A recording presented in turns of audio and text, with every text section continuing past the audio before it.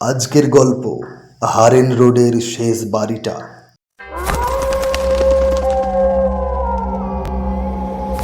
রাত্রি তখন প্রায় 12টা। রফিকের মোটর বাইকটা হঠাৎ হারেন রোডে নষ্ট হয়ে গেল।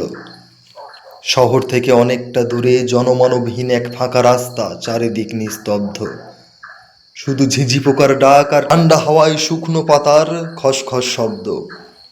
রফিক মোবাইলে দেখল 2% ব্যাটারি, সিগন্যালও নেই। ঠিক তখনই দূরে একটা ম্লান আলো দেখল সে। পুরনো একটা বাড়ি, বারান্দায় একটাই বাতি টিমটিম করে জ্বলছে। রফিক একটু ভাবল, শহরে সবাই বলতো ওই বাড়িটায় কেউ আর থাকে না সেই ঘটনার পর থেকে। তবু ঠান্ডায় তার শরীর কাঁপছিল, আর বনজঙ্গলের দিক থেকে যেন অদ্ভুত ফিসফিসানি শব্দ ভেসে আসছিল।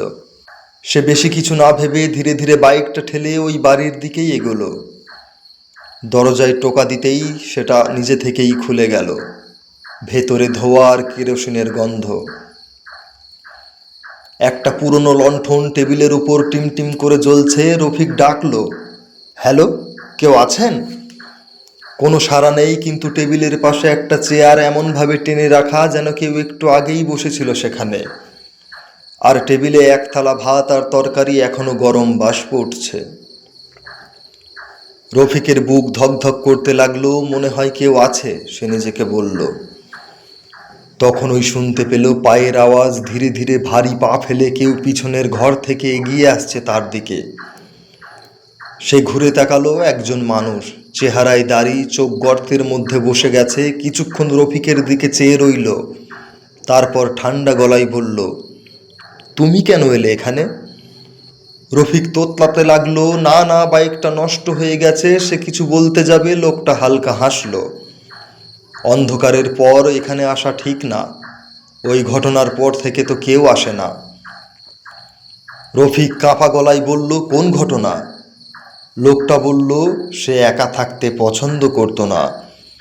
রফিক কিছু বুঝে ওঠার আগেই লোকটা দরজার দিকে হাঁটতে লাগলো। যাওয়ার আগে বলে গেল, ওই ঘরটা খোলো না, যাই হয়ে যাক না কেন। তারপর কুয়াশার ভিতরে মিলিয়ে গেল লোকটা।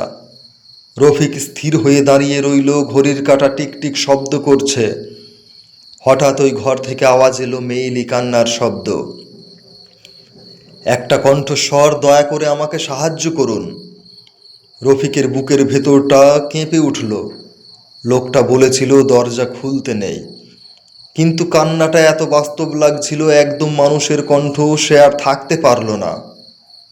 দরজার হাতলে হাত রাখলো। দরজা খুলতেই দেখা গেল একটা ছোট ঘর, ভেতরে শুধু পুরনো একটা মাদুর আর একটা আয়না, তাছাড়া কেউ নেই। কিন্তু কান্নাটা থামেনি। এবার সেটা তার পিছন থেকে আসছে। রফিক ঘুরে দাঁড়ালো। একজন মহিলা একদম সামনে দাঁড়িয়ে, ফ্যাকাশে মুখ, কাঁপছে, চোখগুলো বড় বড়। তখন রফিক বুঝল, আসলে ফ্যাকাশে নয়, তার মুখে কোনো চামড়ায় নেই। মহিলা মুখ খুলে চিৎকার দিল, কিন্তু সেটা তার কণ্ঠ নয়, সেটা ছিল রফিকের নিজের কণ্ঠ। পরদিন সকালে পুলিশ হারেন রোডে রফিকের বাইকটা পেল, চাবি তাতে লাগানো, ইঞ্জিন ঠান্ডা। ওই পুরনো বাড়ির ভিতর টেবিলে পাওয়া গেল 2টো থালা, দুটোই ভর্তি, দুটোই গরম।